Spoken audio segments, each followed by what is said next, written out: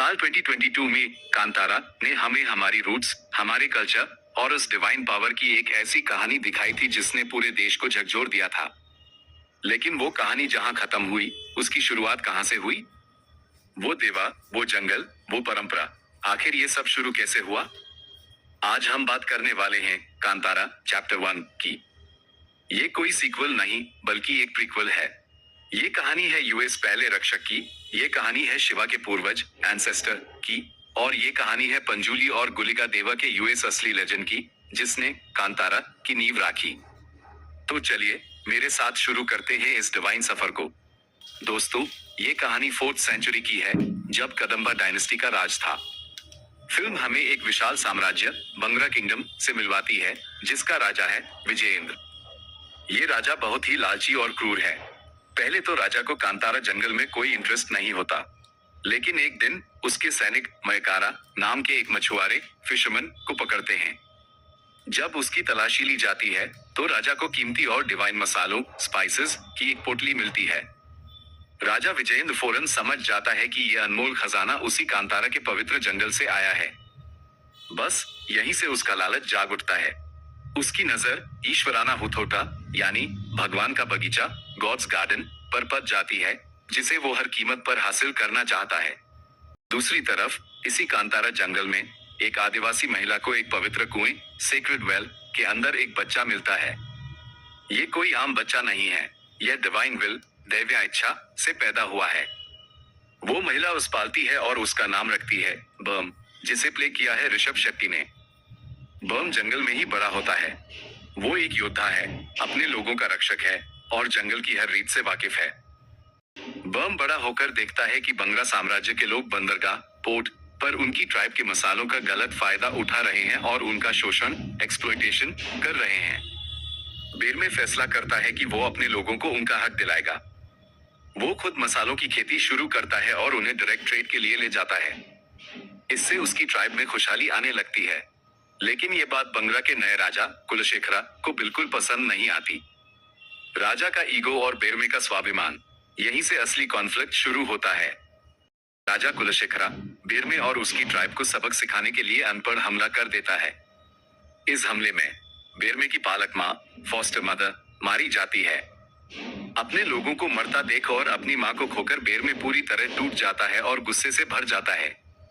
तभी पहली बार उसी पवित्र कुएं से गुलिका देवा की शक्ति प्रकट होती है और बेरमे के शरीर में प्रवेश करती है।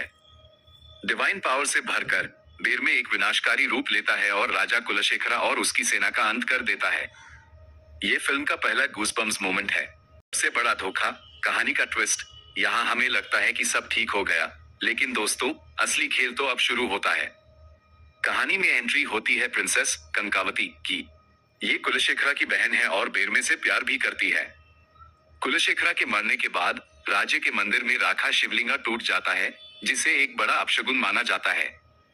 कनकावती बेरमे के पास आती है और उस यकीन दिलाती है कि इस अशांति को मिटाने के लिए उन्हें कांतारा के आदिवासी देवा पंजुली को राज्य के मंदिर में स्थापित करना होगा। बम शांति के लिए और कनकावती पर भरोसा करके अपने देवा को मंदिर में ले जाने के लिए तैयार हो जाता है। लेकिन ये एक बहुत बड़ा जाल था। कनकावती असल में कड़पा नाम के एक बुराई काबिले से मिली हुई थी, जो ब्लैक मैजिक काला जादू करते हैं। जैसे ही देवा को मंदिर में लाया जाता है, वो अपनी बुरी ताकतों से देवा की शक्ति को बंधक केज बना लेते हैं। देवा के बंधक बनते ही कांतारा गांव में बच्चे बीमार पड़ने लगते हैं और सब कुछ बंजर बैरन होने लगता है। बेरमे को एहसास हो जाता है कि उसके साथ बहुत बड़ा धोखा हुआ है। यूज पता चलता है कि इस काले जादू को तोड़ने के लिए उस खुद दिव्या शक्ति की जरूरत होगी। टैब बेरमे वापस उसी पवित्र कुएं सेक्रेड वेल के पास जाता है जहां वो मिला था। वो इस कुएं में छलांग लगा देता है और एक छुपी हुई गुफा हिडन केव में पहुंचता है, जहां एक प्राचीन शिवलिंग और एक दिव्या त्रिशूल गड़ा होता है। लेकिन वो त्रिशूल हासिल करना आसान नहीं था। इस गुफा और त्रिशूल की रक्षा एक विशाल और भयानक जीव ब्रह्म राक्षस कर रहा था। बेरमे और ब्रह्म राक्षस के बीच एक जबरदस्त लड़ाई होती है। लड़ाई के एंड में बेरमे अपनी हिम्मत से यूएस दिव्या त्रिशूल को जमीन से बाहर निकालता है। त्रिशूल हाथ में आते ही वो ब्रह्म राक्षस भी बेरमे के आगे झुक जाता है, क्योंकि बेरमे अब खुद डिवाइन पावर का सिंबल बन चुका था। ए फ्लैट बेर में पहले से भी ज्यादा शक्तिशाली होकर लौटेता है। वो धोखेबाज बंगरा साम्राज्य के खिलाफ युद्ध वॉर का ऐलान कर देता है। क्लाइमैक्स में हम देखते हैं एक भयंकर युद्ध। एक तरफ पंजुली देवा का रूप है जो राजा के किले में आग लगा देता है, और दूसरी तरफ बेर में है जो फिर से गुलिगा देवा का भयानक रूप धारण कर लेता है। वो कंकावती के काले जादू और राजा विजेंद्र की पूरी सेना का संहार कर देता है और अपने बंधक बनाए गए देवा को आजाद कराता है। अपने लोगों को उनकी जमीन और उनके भगवान वापस दिला देता है। लेकिन उसका मिशन अब पूरा हो चुका था। फिल्म के आखिर में बेर में वापस उसी पवित्र कुएं की तरफ जाता है और हमेशा के लिए उसमें समा जाता है, यानी वो देवा में विलीन हो जाता है। और दोस्तों, यहीं से अस लेजेंड की शुरुआत होती है, जो हमने पहली कांतारा में देखी थी कि एक रक्षक आता है, अपने लोगों की रक्षा करता है और फिर जंगल में गायब हो जाता है। बेर में ही वो पहला रक्षक था। तो दोस्तों, कांतारा चैप्टर 1 सिर्फ एक फिल्म नहीं है, ये एक एक्सपीरियंस है। ये हमें बताती है कि विश्वास की जड़ें कितनी गहरी होती हैं और अपनी संस्कृति और जमीन की रक्षा के लिए हमारे पूर्वजों ने कितनी बड़ी लड़ाई लड़ी है। ऋषभ शेट्टी ने एक बार फिर साबित कर दिया है कि वो एक जीनियस स्टोरी टेलर हैं। आपको ये फिल्म कैसी लगी? क्या आपके भी रोंगटे खड़े हुए? मुझे नीचे कमेंट्स में जरूर बताना।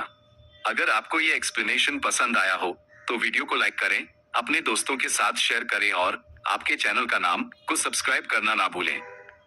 मिलते हैं अगले वीडियो में। जय हिंद।